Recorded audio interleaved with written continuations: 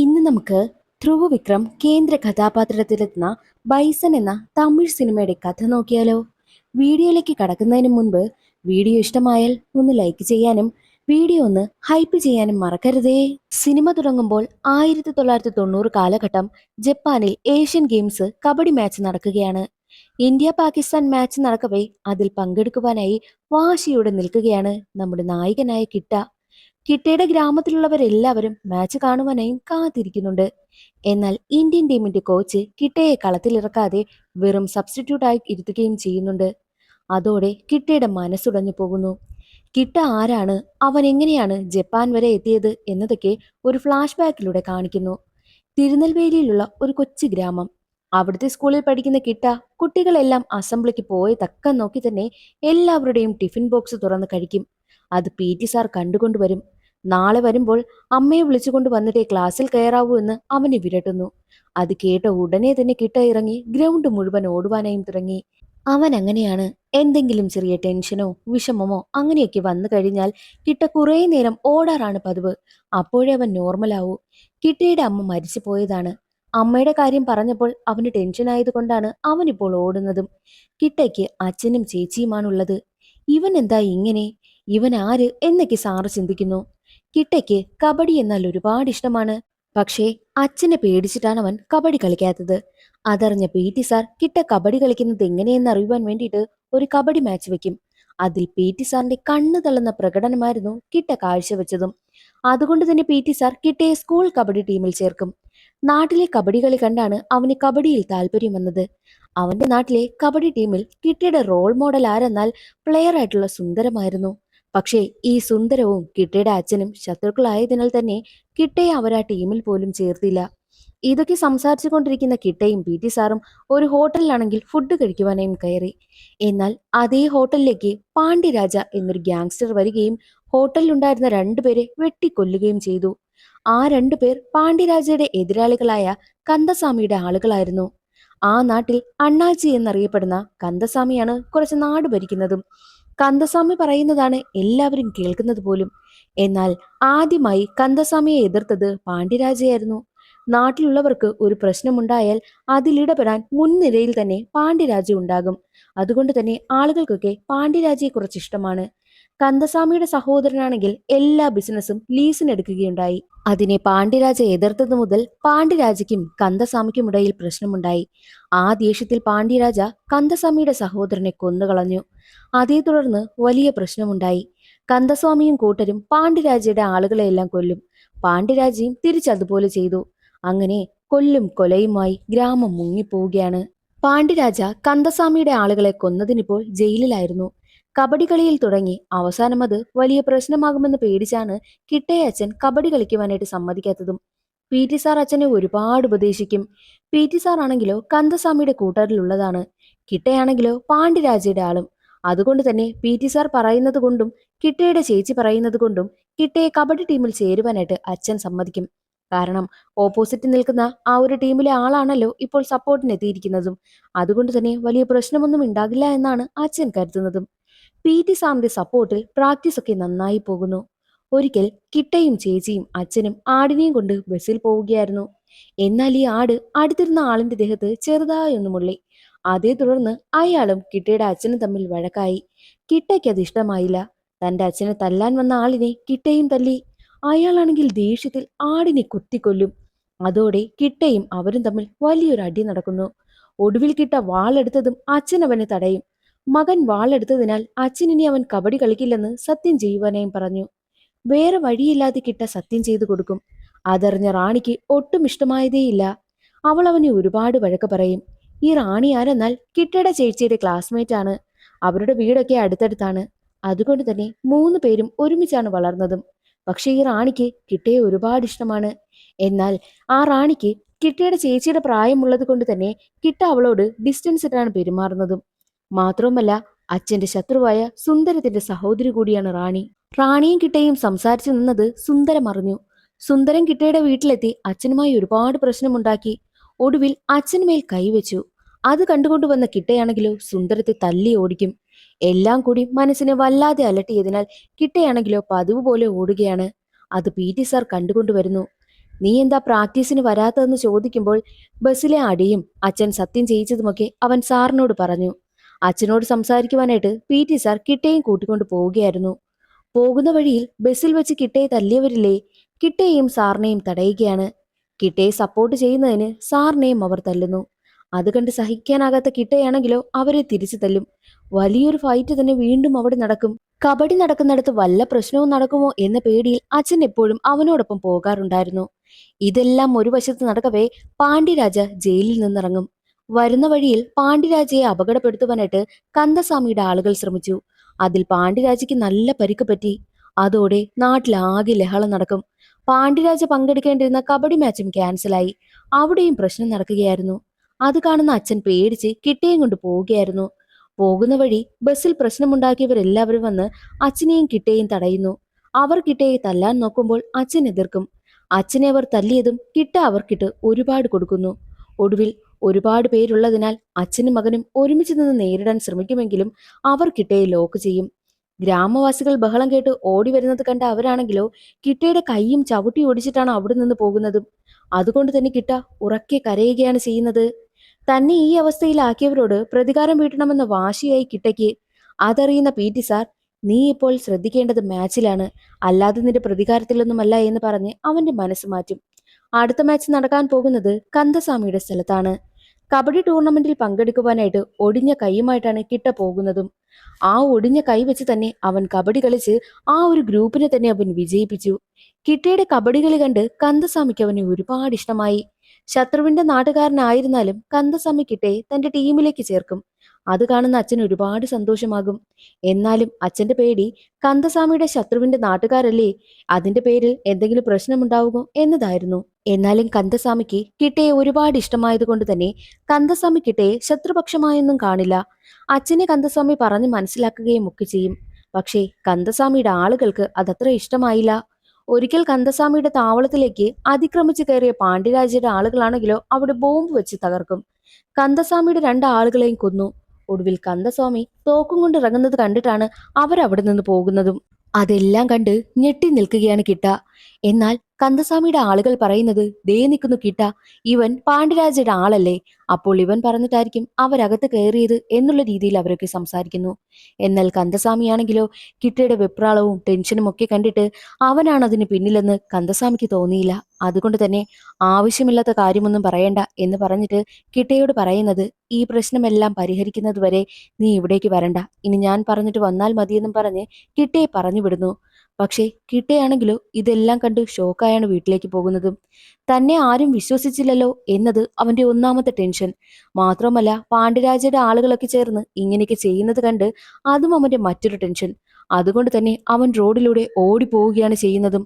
മാത്രവുമല്ല താൻ ഇനി കബഡി കളിക്കുന്നില്ല എന്നും അവൻ തീരുമാനിക്കും. പ്രശ്നങ്ങളെല്ലാം ഒതുങ്ങിയപ്പോൾ കന്ദസ്വാമിയെ കാണുവാനായിട്ട് കിട്ട എത്തുന്നുണ്ട്. എന്നിട്ട് താൻ ഇനി കബഡി കളിക്കുന്നില്ല എന്ന് കന്ദസ്വാമിയോട് പറയും. ഈ ഒരു പ്രശ്നങ്ങളെല്ലാം കണ്ടിട്ടാണ് അവൻ അങ്ങനെ ഒരു തീരുമാനം എടുത്തതെന്നുള്ള കാര്യം കന്ദസ്വാമിക്ക് മനസ്സിലായി. എന്നാൽ കന്ദസ്വാമിയാണെങ്കിലോ കിട്ടയെ എതിർപക്ഷത്തിന്റെ ടീമാണെന്നൊന്നും കണ്ടിട്ടേയില്ലല്ലോ. കന്ദസ്വാമി പറയുന്നത്, നീ എന്തിനാ അങ്ങനെയുള്ള തീരുമാനമൊക്കെ എടുക്കുന്നത്? ഞാൻ വിചാരിച്ചാലും മാറ്റാൻ കഴിയാത്ത ഒരുപാട് പ്രശ്നങ്ങളുണ്ട്. അതങ്ങനെ ആയിപ്പോയി. പക്ഷേ നീ അതുകൊണ്ടൊന്നും കബഡി കളിക്കുന്നത് നിർത്തരുത്. നിനക്ക് വേണ്ടിയിട്ട് ഞാൻ മറ്റൊരു ടീമിലെ കാര്യങ്ങളെല്ലാം സംസാരിച്ചിട്ടുണ്ട്. നീ അവിടെ പോകണം.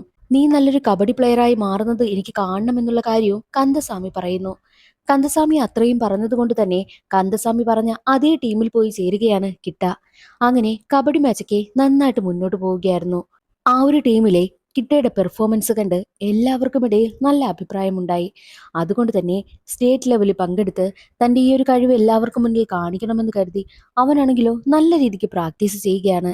അതേസമയം തന്നെയായിരുന്നു കോച്ച് വന്നിട്ട് പറയുന്നത്, സ്റ്റേറ്റ് ലെവലിലേക്ക് പങ്കെടുക്കുവാനുള്ളവരുടെ ലിസ്റ്റ് എല്ലാം തയ്യാറാക്കിയിട്ടുണ്ട്, നീ എന്തായാലും ആ ഒരു ലിസ്റ്റിലില്ല എന്നുള്ള കാര്യം കോച്ച് വന്ന് പറഞ്ഞിട്ട് പോകുന്നു. അത് കേട്ടതും കിട്ട ആകെ തകർന്നു പോകും. കിട്ട ഈ കാര്യം തന്റെ അച്ഛനോട് പറയും.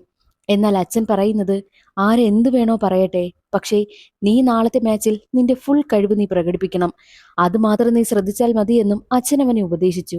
അച്ഛൻ പറഞ്ഞതുപോലെ തന്നെ അടുത്ത ദിവസത്തെ ആ ഒരു സെലക്ഷൻ മാച്ചിൽ അവൻ നന്നായി പെർഫോം ചെയ്യും.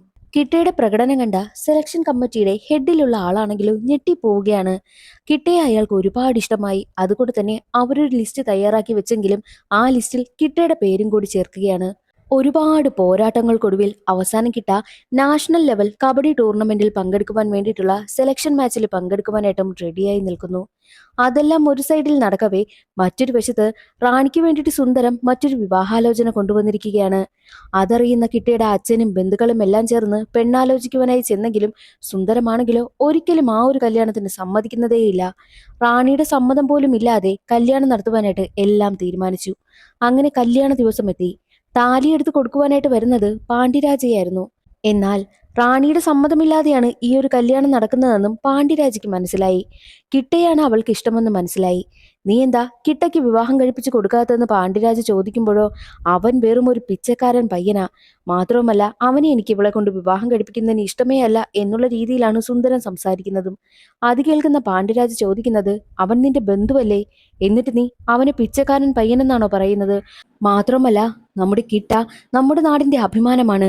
അവൻ നാഷണൽ ലെവൽ കബഡി മാച്ചിൽ പങ്കെടുക്കുവാൻ പോകാൻ റെഡിയായി നിൽക്കുന്ന പയ്യനല്ലേ, അവനെക്കുറിച്ച് ഇങ്ങനെയൊക്കെ പറയുന്നത് ശരിയാണോ എന്നൊക്കെ ചോദിച്ച് സുന്ദരത്തെ ഒരുപാട് വഴക്ക് പറയുന്നു. മാത്രവുമല്ല കിട്ട വന്നിട്ട് അവനെ കൊണ്ട് മാത്രമേ റാണിയെ വിവാഹം കഴിപ്പിക്കാവൂ എന്ന് പറഞ്ഞ് ആ ഒരു കല്യാണം അവിടെ മുടക്കിയിട്ടാണ് പാണ്ഡ്യരാജ അവിടെ നിന്ന് പോകുന്നതും.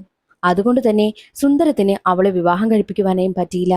അങ്ങനെ ഇരിക്കെ ആ നാട്ടില് ഒരു വയസ്സായ ഒരാളുണ്ട്. അയാളാണെങ്കിലോ എപ്പോൾ വേണമെങ്കിലും മരിക്കും. ആ നാട്ടില് ഈ പാണ്ഡ്യയെ പോലെയൊക്കെ ഒരുപാട് കാര്യങ്ങളൊക്കെ ചെയ്ത ആളാണ്. അതുകൊണ്ട് തന്നെ അയാളെ കാണുവാൻ വേണ്ടിയിട്ട് പാണ്ഡ്യരാജ എത്തുന്നുണ്ട്.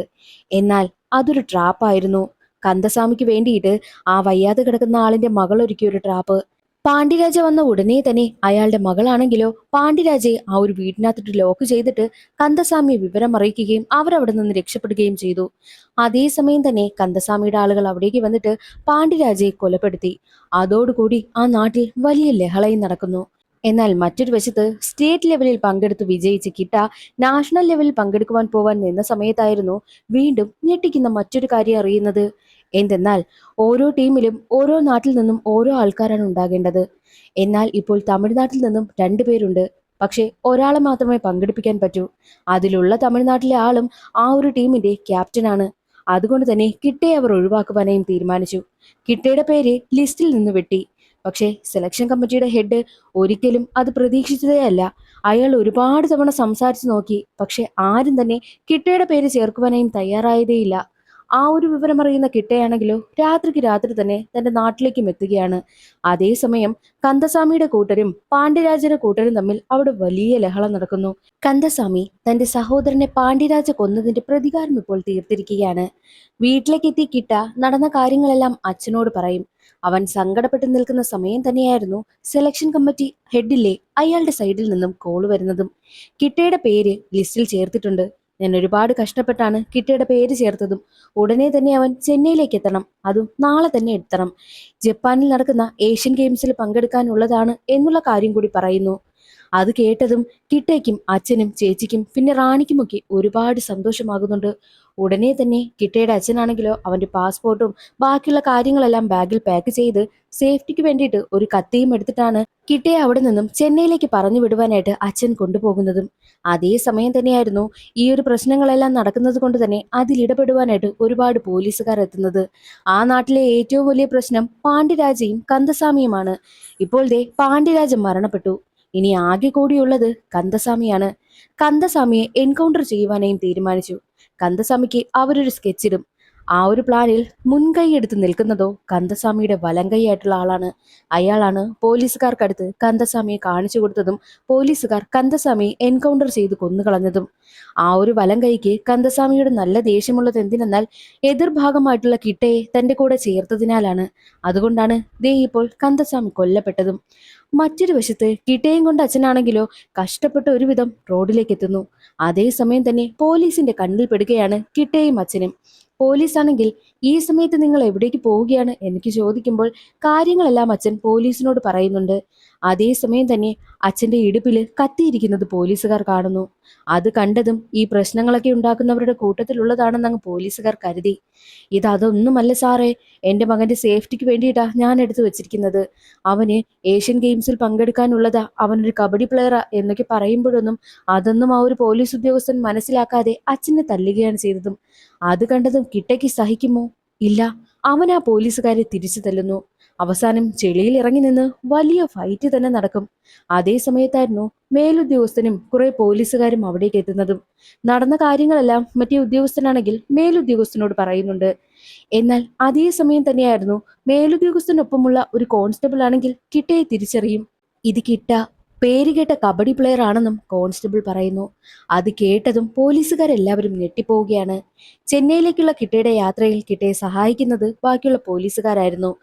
ഏഷ്യൻ ഗെയിംസിൽ പങ്കെടുക്കാൻ പോകുന്നതെന്ന് അറിഞ്ഞതുകൊണ്ട് തന്നെ അവൻ ഒരുപാട് അഭിനന്ദനങ്ങളൊക്കെ പറഞ്ഞിട്ടാണ് അവരവനെ പറഞ്ഞു വിടുന്നതും. അങ്ങനെ ജപ്പാനിൽ ഇന്ത്യ പാകിസ്ഥാൻ മാച്ച് നടക്കുകയാണ്. പാകിസ്ഥാൻ ആണെങ്കിലോ ഒരു ഫൗള് കളിച്ചതിനാൽ തന്നെ ഇന്ത്യയുടെ ക്യാപ്റ്റൻ ആണെങ്കിൽ റീമാച്ച് വെക്കും. എന്നാൽ റീമാച്ച് വെക്കുന്നതിന് കോച്ച് എതിർക്കും. എന്നാൽ ക്യാപ്റ്റൻ പറയുന്നതോ, സാർ വിശ്വസിക്കണം, ഈ മാച്ചിൽ നമ്മൾ ജയിക്കും. ഇല്ല എന്നുണ്ടെങ്കിൽ താൻ ഇതിന്റെ മുകളിൽ നിന്നും താഴേക്ക് ചാടി ആത്മഹത്യ ചെയ്യുമെന്നും ക്യാപ്റ്റൻ ആണെങ്കിൽ കോച്ചിനടുത്ത് പറയുന്നു. അങ്ങനെ കോച്ചാണെങ്കിൽ അവർക്ക് ഒരവസരം കൂടി കൊടുക്കുകയാണ്. ആദ്യത്തെ മാച്ച് നടക്കുന്നു.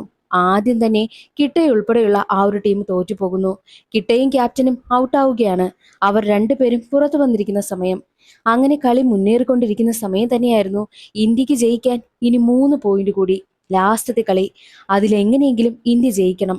അവസാനം ക്യാപ്റ്റനോ കിട്ടയോ ഇറങ്ങേണ്ട ഒരു അവസ്ഥ വരുന്നു. കോച്ചാണെങ്കിലോ കിട്ടയെ ഇറങ്ങാനേ സമ്മതിക്കുന്നില്ല. എന്നാൽ ക്യാപ്റ്റന് കിട്ടയ്ക്ക് മേൽ നല്ല വിശ്വാസമുണ്ടായിരുന്നു. കിട്ടയോട് ഇറങ്ങുവാനായും പറയും. എങ്ങനെയെങ്കിലും നീ ആ ഒരു 3 പോയിന്റ് നേടി നമ്മുടെ ടീമിനെ വിജയിപ്പിക്കണമെന്ന് പറഞ്ഞിട്ടാണ് കിട്ടയെ ക്യാപ്റ്റൻ പറഞ്ഞു വിടുന്നത്.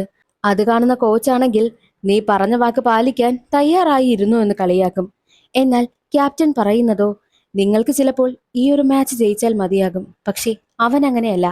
അവൻ ഈ മാച്ചും ജയിക്കണം, നിങ്ങളെപ്പോലുള്ള ഒരുപാട് ആളുകളെയും ജയിക്കണം എന്നുള്ള കാര്യവും ക്യാപ്റ്റൻ പറയുന്നു. കിട്ടയുടെ കാര്യങ്ങളെല്ലാം ക്യാപ്റ്റന് നന്നായിട്ട് അറിയാവുന്നതാണ്. കിട്ടയ്ക്ക് ആ ഒരു മാച്ച് ജയിക്കണം, മാത്രമല്ല അവനെ ഒരുപാട് പേർ താഴ്ത്തി കെട്ടിയില്ലേ, അവർക്ക് മുന്നിലേക്ക് അവന് ജയിക്കണം എന്ന വാശിയാണ്. അങ്ങനെ മാച്ച് വീണ്ടും നടന്നുകൊണ്ടേയിരിക്കുന്നു. അവസാനത്തെ ആ ഒരു 3 പോയിന്റ് കിട്ട നേടിയെടുക്കുകയാണ്. India team ജയിച്ചിരിക്കുന്നു. നാട്ടിലിരുന്ന് കാണുന്ന എല്ലാവർക്കും ഒരുപാട് സന്തോഷമായി. അച്ഛനാണെങ്കിലോ അഭിമാനത്തോടു കൂടിയാണ് ആ ഒരു മാച്ച് കണ്ടുകൊണ്ടിരിക്കുന്നതും. അതെല്ലാം കണ്ട് ആനന്ദ കണ്ണീർ പൊഴിക്കുകയാണ് സുന്ദരവും. കിട്ടയെ പരമാവധി ഒഴിവാക്കുവാനായി ശ്രമിച്ച ഇന്ത്യൻ ടീമിന്റെ കോച്ചും കിട്ടയുടെ പ്രകടനം കണ്ട് കണ്ണ് തള്ളി നിൽക്കുകയാണ്. അങ്ങനെ കിട്ടയ്ക്ക് അർജുന അവാർഡ് കിട്ടുകയാണ്. അത് കാണുവാൻ വേണ്ടിയിട്ട് കിട്ടയുടെ അച്ഛനും അവന് ഈ നിലയിൽ എത്തുവാനായിട്ട് ഒരുപാട് ഹെൽപ്പ് ചെയ്ത അവന്റെ PT സാറും എത്തുന്നുണ്ട്. രണ്ടുപേരും അതെല്ലാം കണ്ട് ആനന്ദ കണ്ണീർ പൊഴിക്കുകയാണ്. അതോടുകൂടി സിനിമയുടെ കഥ അവിടെ അവസാനിക്കുന്നു. ഇന്നത്തെ ഈ ഒരു വീഡിയോ എല്ലാവർക്കും ഇഷ്ടമായെന്ന് കരുതുന്നു. ഇഷ്ടമായാൽ ലൈക്ക് ചെയ്ത് സപ്പോർട്ട് ചെയ്യാനും ചാനൽ ഇഷ്ടമായാൽ സബ്സ്ക്രൈബ് ചെയ്യാനും മറക്കരുതേ. അടുത്തൊരു സിനിമയുടെ കഥയിൽ കാണാം.